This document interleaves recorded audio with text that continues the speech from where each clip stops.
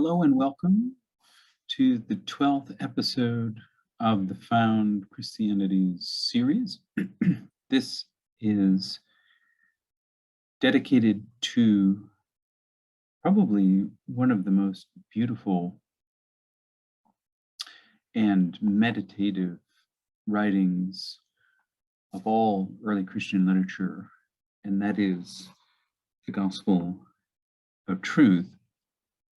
About the year 180 CE, Irenaeus, the heresiologist from Lyon, claimed that, quote, the followers of Valentinus, living without any fear whatever, put forth their own writings and boast of having more gospels than there really are.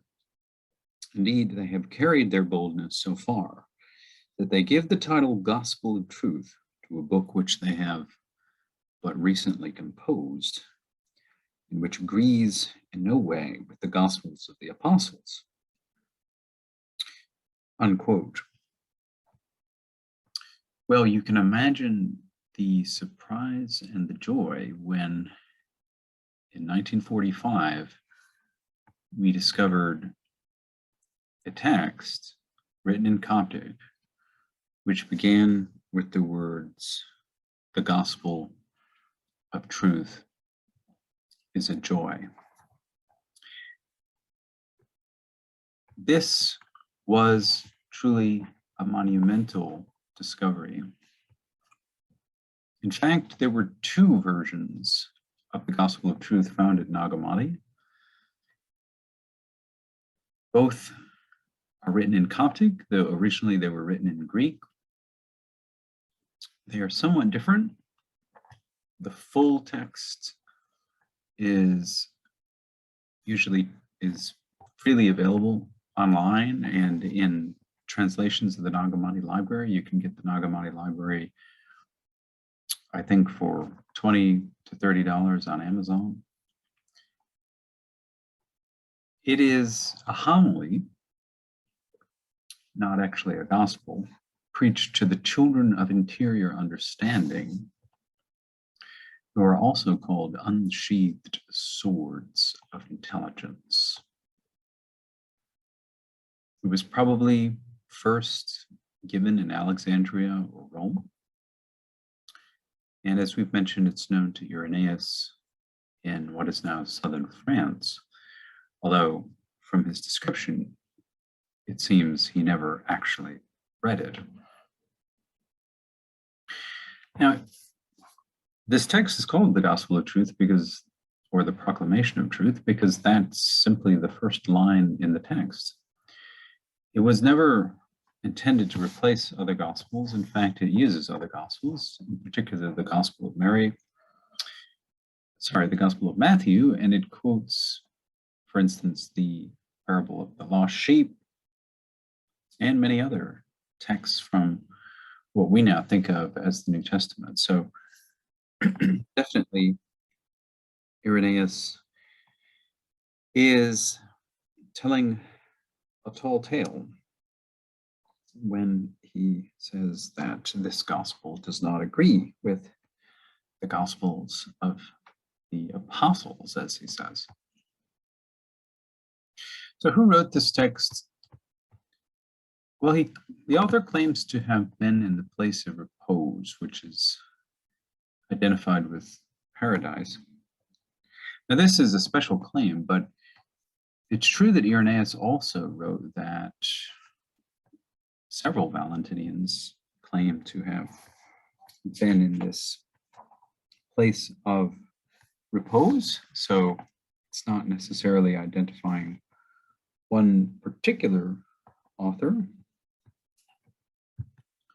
But there are important overlaps with Valentinus's fragments, and I discussed these fragments in the episode 11. Tertullian, interestingly, made the separate claim that Valentinus wrote a gospel.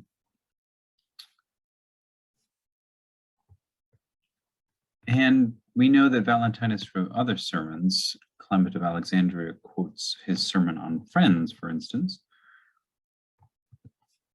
So my best hypothesis is that the Gospel of Truth was in fact written by Valentinus, or if not by him, then by a close disciple. To my mind, there's no other way to explain why this particular sermon was preserved and so valued by the Valentinian Christian community. It must have been written by someone special.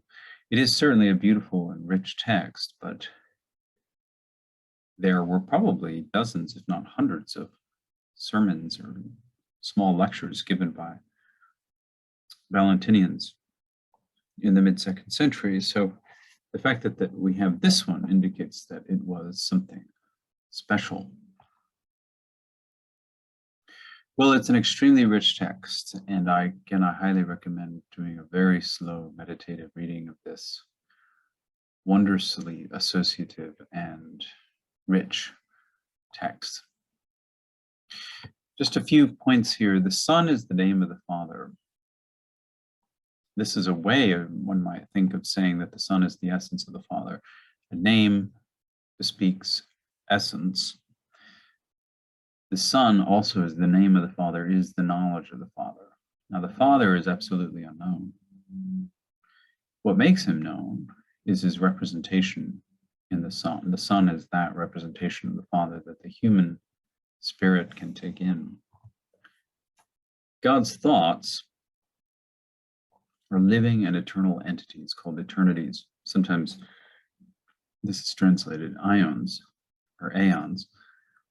These are the eternities. They are living beings. They aren't God, but they are God's thoughts. And the way that the universe comes into existence is that these thoughts reflect back on themselves in an attempt to know their origin and realize that they cannot comprehend the vastness and infinity of God. And this causes the reality of ignorance. Ignorance is simply a gap of knowledge. And within that gap, the world is born. And the creator of this world is depicted as a being called error. And error is simply ignorance, which is imitating the good. This world is an imitation of the Father's cognitive process, but it falls far short of its model. And that's why this world is also called a shadow. And life is likened to a nightmare. We are in the space opened up by the ignorance of God. We ourselves experience the ignorance of God, and the pain that we suffer is the same pain that the living eternities suffered when they felt the anguish of not knowing God, not even realizing that they were within God and inside God, and God contains all in absolute peace and joy. The cross, that is the cross of Christ, is not dripping with the blood of a slain deity to feed the bloodlust of an angry God. The cross is the tree of knowledge. It is that point where we see the truth of the Godhead. When the material heart of Jesus is stripped away, and those who truly see behold his spirit, his true essence rising to the Father. Jesus is important, not because he is something infinitely greater than us, but because he enables that self-discovery of our own election. He is himself the book of life, containing the names of those who are saved. Jesus discovers his own within him and his own discover Jesus within them. Jesus is not a miracle worker, at least as depicted in this text. He is a teacher, speaking from a classroom, revealing knowledge, and ultimately demonstrating the fruit of knowledge is accessible to all of us through meditation, through the reading of scripture, but especially through the cross. And it's important that the cross appears here, because the cross doesn't appear in the fragments of Valentinus. We know that Jesus suffered, and he chose that suffering from the fragments of Valentinus, but we don't know anything about the cross. But here it is. The cross is the tree of knowledge, the source and center of revelation, the epiphany of gnosis, and it is our gateway back to self-discovery and knowledge of the Father. There's so much more in the Gospel of Truth, and that's why I encourage all of you, first of all, to read it, and then to hop into Found Christianity's chapter 12, which contains a fuller introduction to the Gospel of Truth and my own particular take on it. For now, I thank all of you for listening and for your support. It's greatly appreciated. And in the next episode, I'll cover Treatise on Resurrection, also very important text of Valentinian Christianity. Until then, take care and never stop learning.